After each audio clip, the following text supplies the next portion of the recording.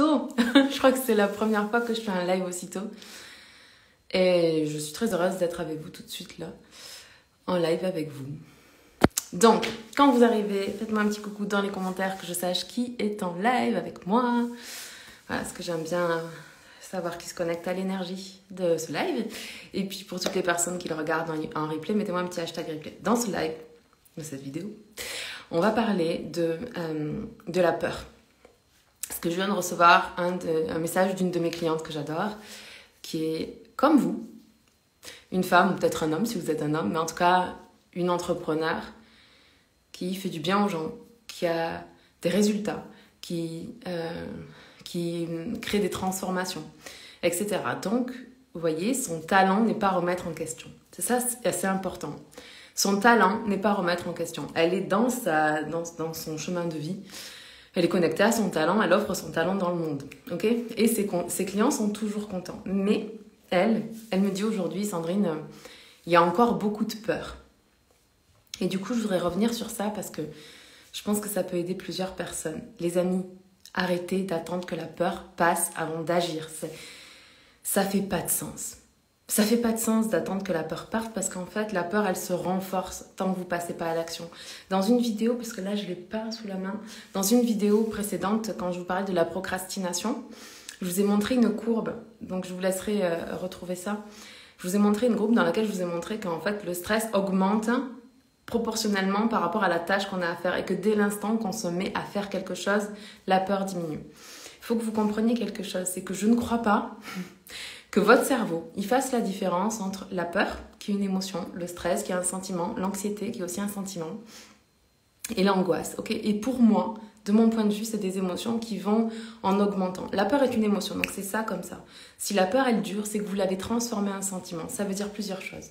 Premièrement, vous n'avez pas accueilli l'émotion. Je vous rappelle que l'émotion est un message.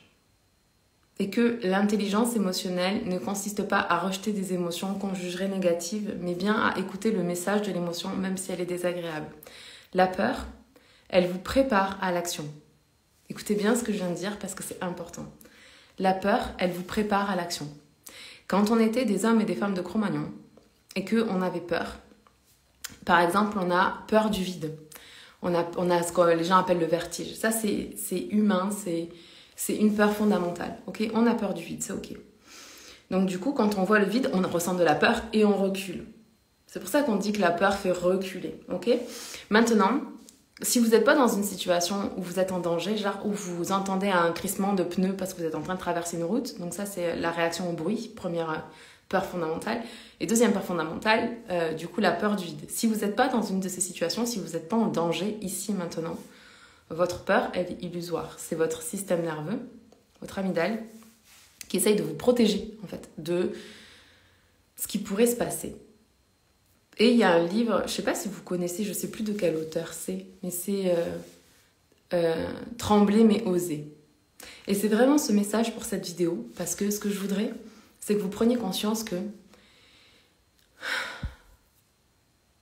l'idéal, ce n'est pas d'attendre que la peur passe, de ne plus avoir peur pour agir. Parce que je sais que vous avez entendu, et vous m'avez entendu vous dire que c'est nos émotions qui génèrent nos actions. Et du coup, vous avez peut-être peur que votre peur fasse que vous ne posiez pas les bonnes actions dans le monde. Mais je vais vous dire un truc, je crois que les pires actions dans le monde sont celles qu'on ne pose pas pour développer notre activité, pour se sentir un petit peu plus nous.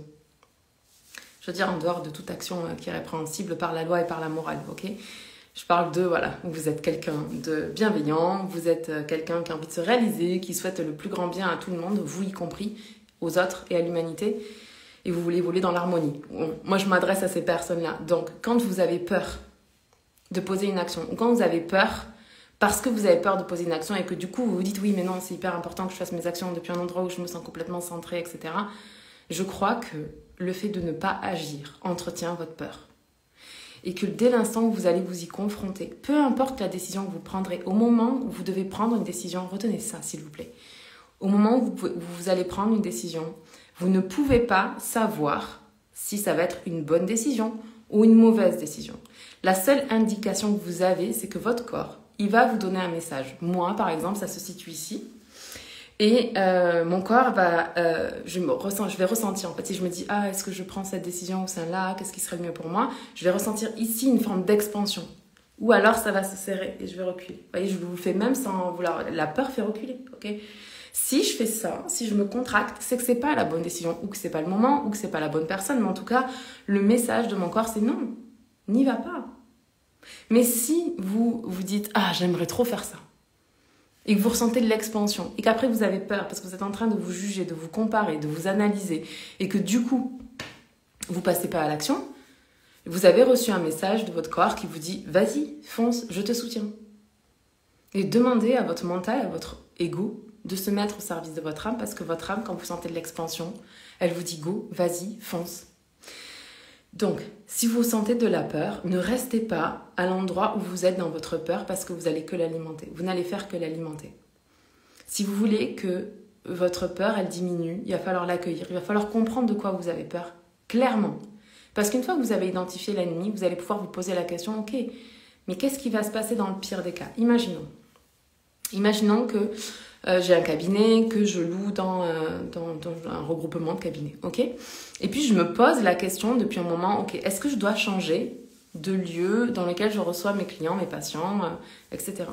Et là, je sens que par rapport au lieu, je me sens comme un peu serrée et j'ose pas prendre la décision de partir et d'aller ailleurs.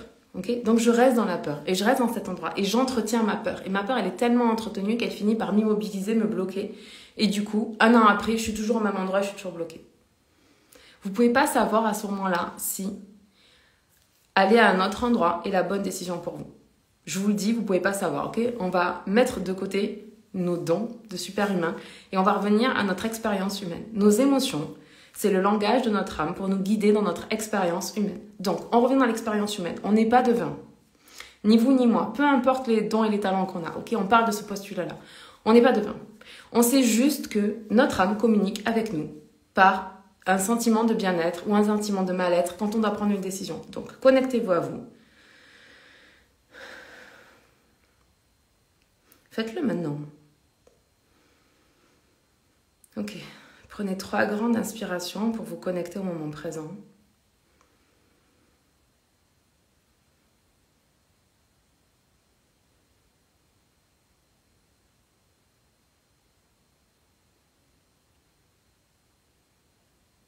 Ok.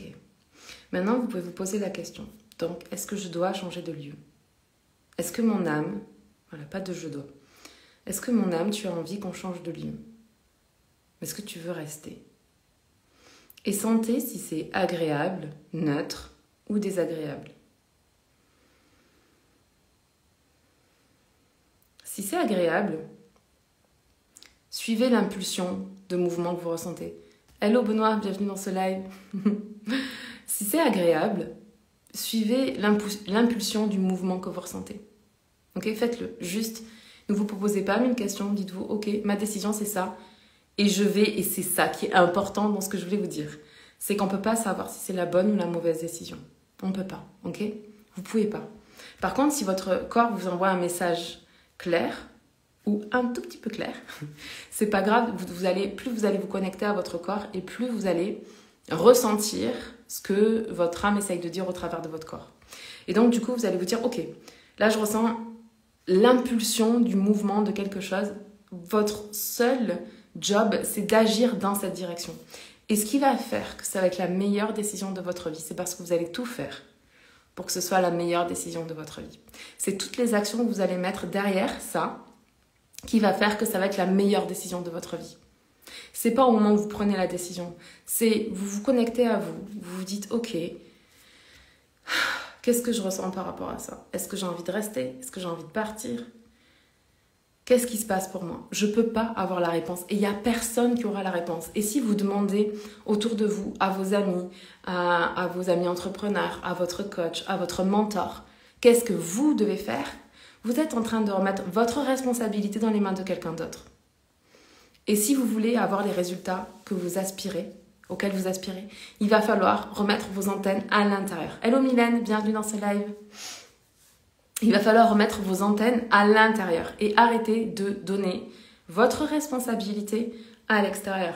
Il y a une phrase que j'aime beaucoup et que je ne fais que répéter parce qu'elle m'a plu, elle n'est pas de moi. Premièrement, je crois qu'elle est, je sais plus qui a écrit cette phrase-là, mais elle a été reprise dans Spider-Man.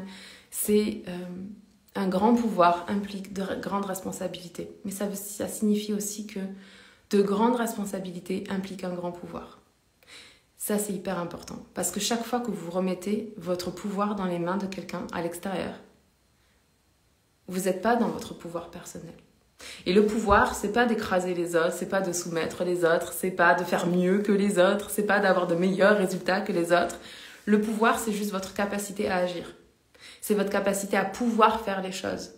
Donc si vous vous dites, ok, je ne sais pas quelle décision prendre, je vais demander à un tel, à un tel, à un tel, à un tel, vous allez juste vous embrouiller le cerveau. Vous allez juste passer votre temps à l'extérieur, avec vos antennes branchées sur les autres, au lieu de remettre vos antennes à l'intérieur, de vous connecter à vous, à votre âme, à la seule personne qui sait quelle est la bonne décision pour vous. En tant que coach, mon job, c'est pas de dire aux gens ce qu'ils doivent faire. Je peux, dans des programmes, partager comme des masterclass de mentorat ou des choses comme ça, dans lesquelles j'explique ce que moi j'ai fait et ce qui a marché pour moi. Dans lesquelles j'explique quel est mon parcours, qu'est-ce qui m'a permis de rebondir, qu'est-ce qui m'a permis de me lancer, qu'est-ce qui m'a permis de réussir. Ça, ok, on est dans le mentorat. Mais en tant que coach, quand je coach les gens, je leur dis pas ce qu'ils doivent faire. Parce que si je fais ça, je suis en train de voler leur responsabilité. Et c'est pour ça que je trouve que le coaching est tellement puissant. C'est parce qu'en fait, il rend à l'autre sa propre puissance personnelle, sa capacité d'action. Donc, si vous avez une décision à prendre, c'est pas l'extérieur qui va vous permettre de la prendre. Vous pouvez demander aux gens autour de vous. Parce que il y a peut-être des choses que vous n'aurez pas vues.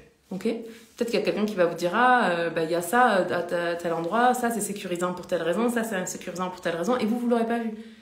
Et peut-être que ça va vous aider à vous repositionner, à vous poser les questions à vous-même. Mais une fois qu'il s'agit de prendre la décision, ce n'est pas les autres qui doivent décider. La seule personne qui doit prendre la décision, c'est vous-même. Donc du coup, vous revenez à vous, vous vous dites, ok, quelle est la bonne décision pour moi ? Vous demandez à votre ego et à votre mental de se mettre au service de votre âme. Et puis vous posez l'intention de vous connecter à votre âme et vous lui demandez de vous faire ressentir sa présence. Et vous restez là, ouvert à recevoir, parce que vous allez recevoir la présence de votre âme. Et au début, ce sera peut-être un tout petit peu. Mais plus vous allez vous connecter, plus l'information, la sensation va être claire. Okay ? Et quand vous êtes en contact avec ça, dites-lui, ok, est-ce que je dois changer de lieu ? Et voyez ce que vous ressentez dans votre corps. Ensuite, agissez dans cette direction et faites en sorte que, une fois que vous avez pris votre décision, elle ne soit plus jamais remise en question. En fait, comprenez ça, une décision n'est pas soumise à discussion. Je me rappelle quand je suis devenue végétarienne, donc j'ai été végétarienne pendant longtemps dans ma vie. Et d'ailleurs, le changement, j'en parle librement, donc c'est cool, c'est que c'est complètement passé. Mais en fait, le changement de omnivore à végétarienne a été très facile parce que, voilà, c'était aligné avec qui j'étais. Et puis, je suis restée longtemps végétarienne et j'avais beau me complémenter, j'avais beau aller voir des naturopathes, j'avais beau aller voir des thérapeutes ayurvédiques, j'avais beau aller voir des diététiciens. Enfin, vraiment, j'ai fait le tour de toutes les personnes qui aident les gens à avoir une alimentation optimale et adaptée à leurs besoins. Et j'ai persisté pendant 2 ans alors que j'avais clairement des signes qu'il fallait que je remange en fait des protéines animales. Et j'ai pas voulu l'écouter parce que j'avais fait un switch d'une identité à une autre facilement. Mais là, j'avais défendu, je m'étais positionnée par rapport à cette identité-là. Okay ? Et du coup, ça a été très difficile pour moi de revenir. Là, aujourd'hui, je vous le dis en toute vulnérabilité, mais ça a été très compliqué à naviguer pour moi parce que ce changement d'identité, j'avais l'impression de renoncer à une partie de moi, vraiment. Et j'ai fini par me reconnecter à mon cœur, à mon corps, et de ne pas être dans ma tête à me dire c'est bien ou c'est mal, c'est comme ça que je dois faire ou c'est comme ça que je dois pas faire. Et juste à faire confiance que mon corps, il saurait me donner l'information. Et il l'a fait. Et je vous assure que la première fois que j'ai remangé de la protéine animale, je pensais que j'allais être dégoûtée, je pensais que mon corps, il allait le rejeter. Mais mon corps, il a tellement kiffé. Je vous assure qu'il y avait longtemps que j'avais pas ressenti un tel bien-être dans mon corps. C'est fou. Et ça a été quand même difficile à naviguer. Et pendant des mois, j'ai pas assumé pleinement ce changement. J'ai eu besoin de l'assumer pleinement de moi à moi, puis de moi aux membres de ma famille, mes amis proches. Et puis aujourd'hui, je l'assume pour la première fois devant vous, en fait, devant le monde. Et comprenez que toutes vos décisions, c'est comme ça. Vous pouvez l'affirmer d'un coup. Moi, c'est ce que j'ai fait quand je suis passée d'omnivore à végétalienne. Je l'ai affirmé très fort. Et c'est pour ça que je parlais de ça. C'est que du coup, Forcément, ma famille, ils m'ont dit, comme ils vous ont dit à vous aussi si vous avez changé d'alimentation, ils vous ont commencé à donner leur avis sur la décision que vous aviez prise. Et j'ai toujours répété à mes parents, mon bien-être n'est pas soumis à discussion. Et c'est vrai dans toutes les décisions que vous allez prendre. Votre bien-être n'est pas soumis à discussion. Il n'y a personne qui doit vous dire ce que vous devez faire pour vous sentir bien. Il y a des gens qui peuvent vous conseiller de dire « Ah tiens, si t'essayais ça ». Mais c'est pas « fais ça, je t'oblige à faire de la méditation ». Non, il y a des gens pour qui la méditation ça marche de ouf. Il y a des gens pour qui la méditation ça sert à rien. Il y a des gens qui ont besoin d'être en mouvement, de faire des marches méditatives pour pouvoir se connecter à leur corps, à leur âme. Et l'idée c'est pas d'imposer ce qui marche pour nous aux autres. C'est de leur dire « Écoute, tu sais, t'as cette problématique, moi je fais ça, essaye juste pour voir. Juste essaye et tu vois comment tu te sens par rapport à ça. » Ah ben tu vois, voilà. Merci Mylène pour ce témoignage. Merci infiniment. C'est dommage parce que j'ai observé que quand il y a des témoignages comme ça, ils apparaissent pas, tu sais, après dans les commentaires. Mais si tu as envie de le copier-coller dans un coin et de le remettre dans les commentaires, je pense que ça pourra aider. Je comprends tellement. Mais parce que, on va pas se mentir, là, il y a comme une forme de culpabilité à manger des protéines animales. Il y a vraiment une forme de culpabilité. Moi, j'étais vraiment dans une... Genre, je pensais que j'étais pas quelqu'un de bien à remanger de la viande, vraiment. Mais parce que j'étais dans un système, un cadre de référence auquel j'avais adhéré, auquel je croyais profondément et qui m'a permis de vivre des choses juste géniales. Enfin, je veux dire, je ne regrette pas la décision que j'ai prise il y a plus de 10 ans maintenant. Je regrette pas ça. Je regrette pas cette décision. Mais par contre... Une chose est sûre, c'est que le jour où ça a commencé à moi à être désaligné, et de plus en plus désaligné, et de plus en plus désaligné, et que vraiment je me sentais pas bien parce que la réalité c'était que j'avais pas d'énergie, j'étais fatiguée. Et pourtant je suis quelqu'un qui est vraiment punchy, j'ai vraiment du carburant, j'en ai à revendre, je pense que je pourrais alimenter mon village juste comme ça avec le carburant que je suis capable de générer pour moi. J'y arrivais juste plus, j'avais plus la foi, j'avais plus la motivation, j'étais... mais qu'est-ce qui se passe avec moi? Est-ce que c'est moi qui ai un problème? Est-ce que je suis pas quelqu'un de bien? Parce que je vais pas bien, je fais tout comme il faut. J'avais vraiment ce sentiment et je pense que dans votre entreprise, potentiellement, ça peut être ça aussi. Vous avez ce sentiment de tout faire comme il faut et ça marche pas pour vous. Et je vais vous le dire là, si ça marche pas pour vous, si vous avez le sentiment de tout bien faire comme il faut, revenez à votre corps parce que lui, il a la réponse. Donc si Mylène, et si vous autres qui me regardez, vous avez envie, vous avez vraiment ce désir-là, et vous l'avez depuis un moment. Et moi, je vais vous raconter comme ça, puisque de toute façon, j'ai balancé le sujet aujourd'hui. Allons-y jusqu'au bout. Je vais vous raconter en fait l'histoire. J'étais chez moi, donc c'était avant d'emménager avec Seb. J'étais chez moi, et j'étais à mon bureau, et je travaillais. Et je me levais, j'ouvrais le frigo, je voyais le steak de Seb, je refermais le frigo, j'allais m'asseoir et je continuais à travailler. Et je me levais, j'ouvrais le frigo, j'allais regarder le steak, je fermais le frigo et j'allais m'asseoir et je continuais à travailler. Et ce manège-là a duré 6 mois. Et les nuits, je vous assure que je rêvais de poulet. Pour une végétarienne, c'est horrible. Je vous assure que j'avais le sentiment de vivre une dissociation de personnalité. Et en plus, mon ego spirituel, que j'aime, que je remercie pour tout, mon ego spirituel me disait que je n'étais pas quelqu'un de bien. Mon Dieu, ça me fait rire aujourd'hui. J'espère que voilà, ça dédramatisera pour vous si vous le traversez là.